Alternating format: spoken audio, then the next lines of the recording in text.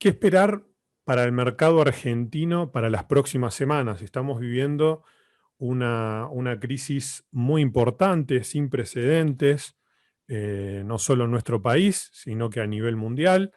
El tema de la pandemia ha generado distorsión en muchas industrias, ha generado problemas económicos, problemas monetarios. Obviamente que en Argentina siempre, lamentablemente, el impacto es mucho mayor, así que la idea es un poco sacar todo el ruido de lo que son generalmente las noticias, todo el ruido mediático, y vamos a tratar de analizar qué es lo que está sucediendo desde las gráficas, tratar de entender qué puede pasar en las próximas semanas, en los próximos meses, y sobre todo qué decisiones vamos a tomar. Antes de empezar con la parte gráfica, me gustaría que veamos un poquito de manera resumida, para tratar de cumplir con el tiempo estipulado, cuáles son las noticias, qué está pasando en las redes, qué es lo que se está comentando. En el día de ayer vi una noticia en El Cronista, que es un diario supuestamente especializado, un periódico especializado en todo lo que es finanzas. ¿Y qué nos decía? Nos decía que los bonos y acciones locales rebotaron gracias al impulso de los mercados externos. Ahora, vamos a ver si esto es cierto. Porque si vamos a las gráficas, acá vemos claramente cómo los mercados externos vienen haciendo máximos ya desde el año pasado. Se han recuperado algunos sectores de lo que es la crisis, o se han readaptado y han superado, digamos, todo lo que es en parte la crisis, o eso es lo que parece decirnos los precios a priori. Sin embargo, vemos que el Nasdaq y el S&P siguen batiendo récords. Ahora, vemos que Argentina en realidad nunca se acopló a eso. O sea, vemos que aquí corté el gráfico desde noviembre, ¿no? Pero desde octubre, que está en una fase entre lateral y bajista. Es decir, que el mercado no rebotó por el impulso externo, porque esto ya se viene viendo hace rato. Sin embargo, el Merval vemos que está totalmente desacoplado. Por el lado de las redes, en Twitter me parece importante mencionar, hay algo que se puso muy de moda, que es Argentina sale sin drivers, ¿sí? Acá vemos, he tapado los nombres o la dirección en Twitter, como para, no es mi idea, digamos, cargar sobre estos comentarios y no ponerlos como ejemplo, no tiene intención de polémica esto. Se sale sin drivers, dicen acá. Acá vemos que repite también otra persona, luego del tema de la salida argentina del Grupo Lima. Acá le contesta esta señora que aparta malos drivers, se refería a Cristina, no entiende que nuevamente se sale sin drivers. Acá vemos a otro usuario que, mientras que en febrero decías que muchos soñaban con la salida del pozo sin drivers, pero que todavía digamos, palabras más, palabras menos, como que falta una crisis más profunda, menos de 2 meses después dice que se sale sin drivers también. Vemos acá, de nuevo, acá otro usuario dice, vamos al verso chupetón, esto se sale sin drivers, le contesta a otro usuario. Acá otra vez, y otro usuario le contesta nuevamente, se sale sin drivers. Ahora, yo me quiero detener un poquito en esto de los drivers de Argentina, porque en la mayoría de los mercados, los drivers son todas las medidas económicas, es decir, que las empresas estén ganando plata, que la economía esté creciendo. Si vemos el mercado argentino, es un mercado cíclico que nunca crece. Es decir, hay una fase en donde el mercado cae, llega a mínimos, llega a tocar precios quizás todavía no tocó los del 2001, pero en cada crisis el mercado argentino se destruye, luego vuelve a subir y vuelve a caer. Es decir, siempre está como en un rango del cual no puede salir. Entonces, en Argentina no funcionan los drivers del tipo económico. Digamos, los drivers en Argentina siempre fueron del tipo político. Eso lo hemos visto en las PASO, o sea, esto se vio en 2013, 2015. el anteaño pasado también. Así que no estoy tan de acuerdo que no se sale sin drivers, perdón, sino que los drivers siempre en Argentina son más bien políticos y no económicos. Vamos a ver qué está pasando con el dólar oficial versus el dólar cable. Vemos que luego de las elecciones del 2019, donde se disparó el dólar, se disparó la brecha, llegamos a estar en puntos de 42%, luego tuvimos un récord de 88%, y el año pasado tuvimos la famosa brecha de 133, en donde el ministro de Economía salió a intervenir el mercado cambiario a través de los bonos. Ya teníamos cepo, y además se pusieron restricciones en donde los ALICs no pueden comprar más de cierto monto, con lo cual tenemos un dólar bastante planchado, pero lateral. No sabemos si esto va a continuar así. También se está discutiendo si hay paso, si no hay paso, si va a estar así hasta las elecciones. Vamos a suponer de que va a haber elecciones, así que podríamos tener un mercado lateral. No creo que se relaje la brecha, mucho menos de lo que se relajó en estas partes. Pero bueno, vamos a ver qué sucede, porque también Argentina está en tratativas con el fondo por la deuda, que es la que no reestructuró. Me refiero a la deuda con el fondo. Con respecto al dólar cable, como les comentaba recién, se está manteniendo lateral luego de la intervención que hizo el ministro de Economía. Desde ese momento llegó a un mínimo de 139 y osciló entre 139 155 pesos, y allí se mantuvo. En el caso de que tengamos presión alcista en las próximas semanas, tenemos una resistencia muy fuerte en la zona de 160 pesos. En el caso de que retroceda, el soporte está en mínimos anteriores, ya sea entre 139 y 141 pesos. Vamos a analizar la renta fija. ¿Qué pasó con la renta fija? Porque luego de la reestructuración que hizo el gobierno, los bonos no dejan de tener mínimos. Es decir, una reestructuración a posteriori fue exitosa, o por lo menos eso se comentó. Desde que salieron a cotizar los nuevos bonos, no pararon de hacer mínimos y el riesgo país se disparó. Así que vamos a analizar un poco los precios de los bonos en dólares para ver qué es lo que está sucediendo. Si vamos al de más corto plazo, tanto el AL29, que es el de legislación, los AL son los de legislación local, los GD son los de legislación en Nueva York. Entonces, el AL29 está haciendo una especie de cuña. Hasta ahora estamos viendo una cuña. Si realmente esto es una cuña, debería romper esta zona, debería superar rápidamente estos, no sé si se ve bien en la imagen, 37 pesos. Si es así, debería ir a la zona de 46 dólares como un mínimo deseable. ¿Por qué digo si es que realmente está haciendo una cuña? Porque también hay algo aquí que se está formando, sobre todo en esta parte. No sé si lo ven con el mouse, lo que estoy marcando. Tiene una pinta también de posible triángulo. Si es un triángulo, quizás le podría quedar una extensión más a la baja y allí podría profundizar.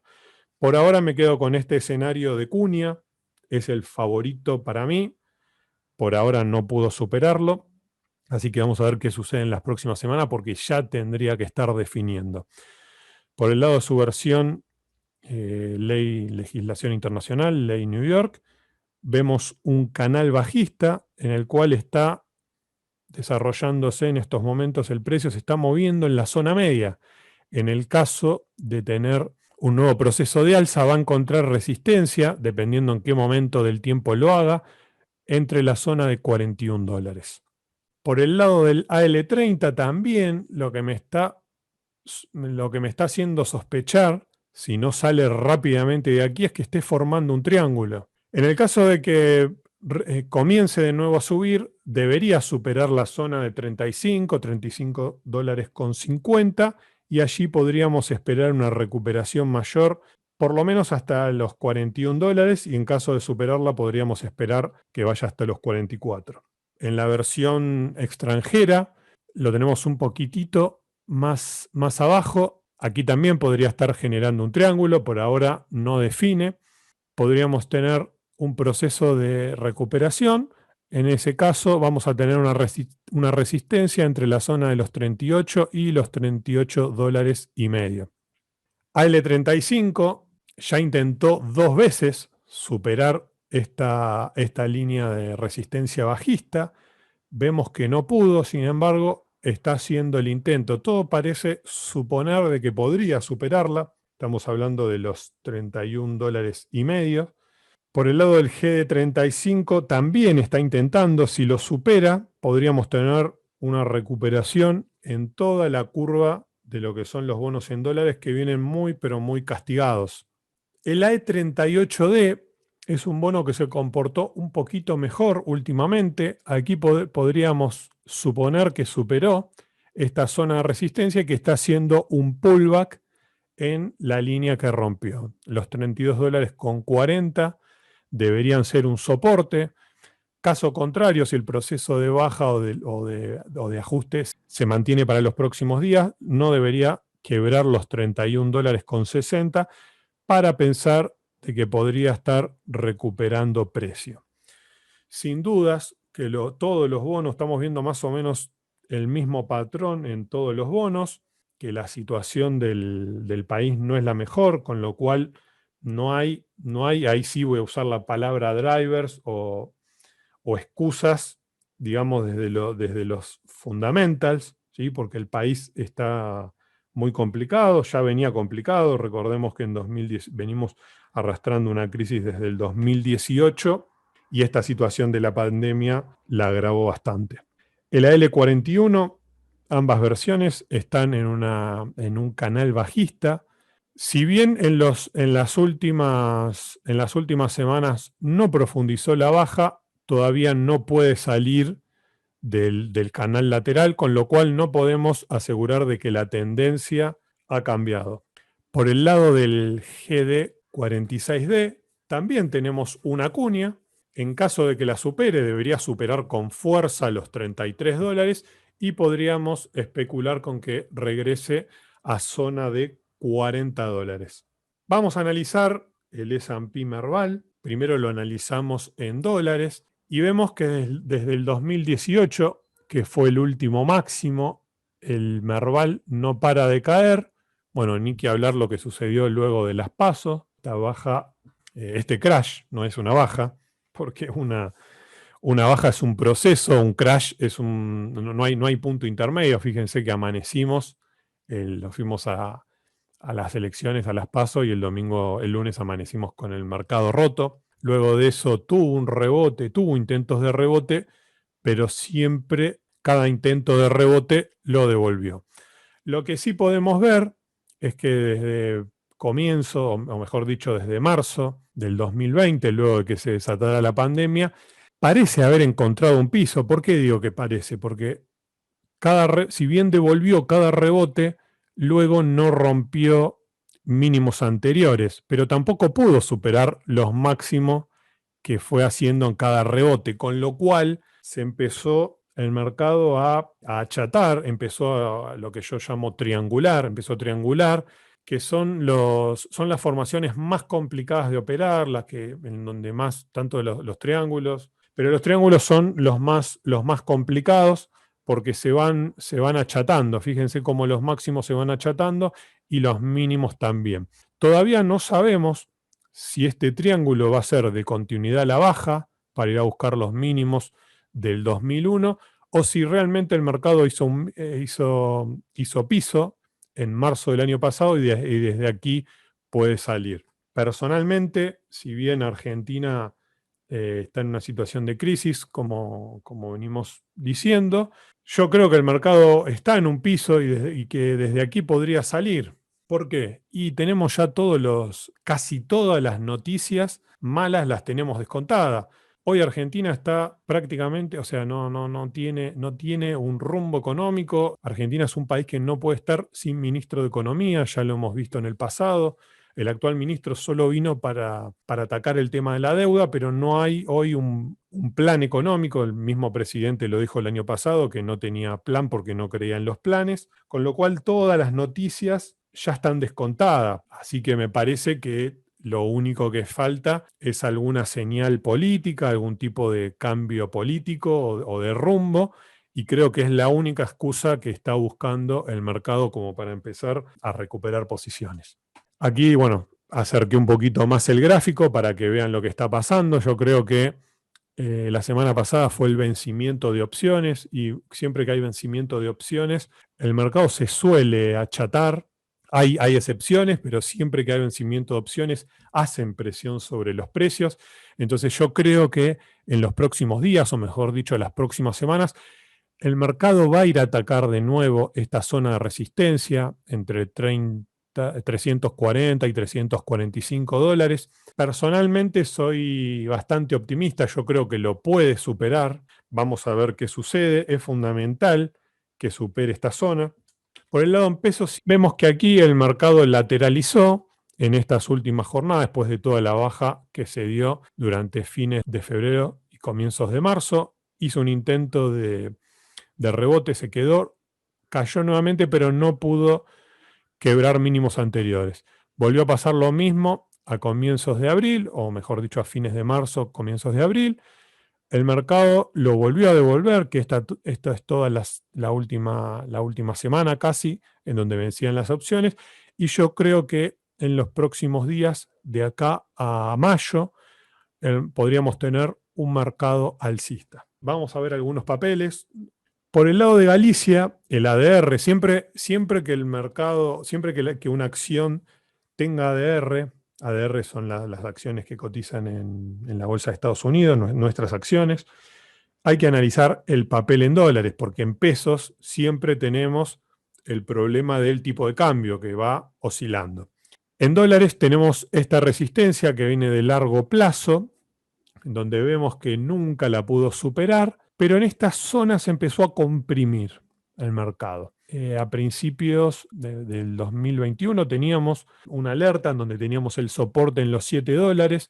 Esa zona la respetó bien, tuvo un rebote, retrocedió, pero no llegó a quebrarlo y no llegó al mínimo anterior. Por eso también soy optimista de que el mercado podría estar liberando tendencia en las próximas semanas o meses, quizás especulando con que haya una oposición más fuerte. Hoy la oposición prácticamente no existe, está bastante dividida, y bueno, la pandemia también acentuó la crisis política, no solo en la oposición también, sino también en el oficialismo, ¿no? En donde se dan cosas muy curiosas, en donde la persona que tiene el poder, los votos, está como segunda, y tiene otra persona a la que le cedió el primer puesto, la presidencia, en donde actúa, no sabemos si tomando decisiones propias o actuando como vocero. Es decir, Argentina está en una crisis no solo económica, sino también que política. Todo eso está descontado en los precios. El mercado eso ya lo tiene descontado en los precios. Por el lado de Galicia en pesos, tenemos una resistencia en la zona de 117. Todo va a depender también de lo que suceda con el tipo de cambio, pero allí vamos a tener, yo creo que el mercado va a ir a buscar nuevamente este nivel, ¿no? Por el lado de macro, muy parecido a lo que está haciendo Galicia.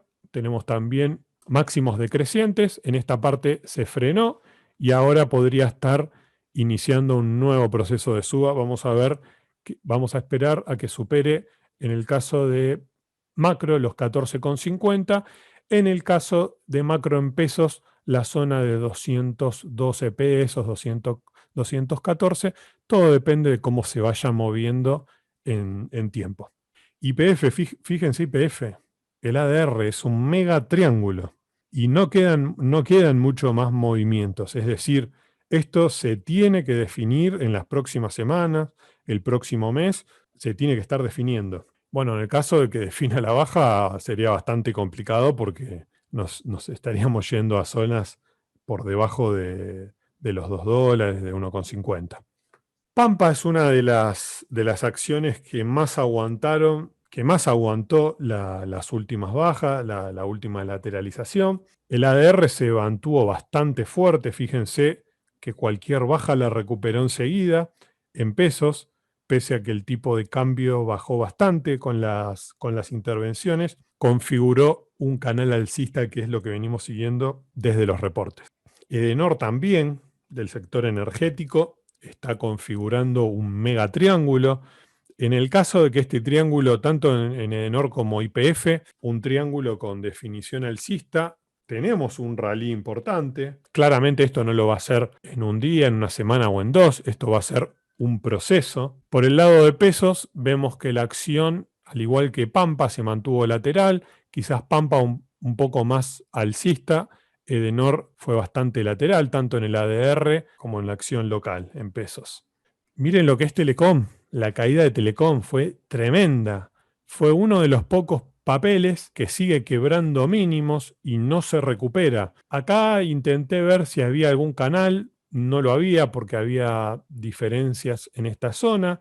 Quizás se está configurando en esta última parte una cuña. Si es así, sería muy bueno porque deberíamos volver a máximos del 2018. Eso no va a ser de un día para el otro, en el caso de que se haga, sino que es un proceso. Telecom todavía no tiene señales de reversión. Sí que está muy cercano al piso de esa cuña, tanto en dólares como en pesos. En el caso de que empiece a recuperar y supere las resistencias, tiene mucho, mucho para recuperar Telecom.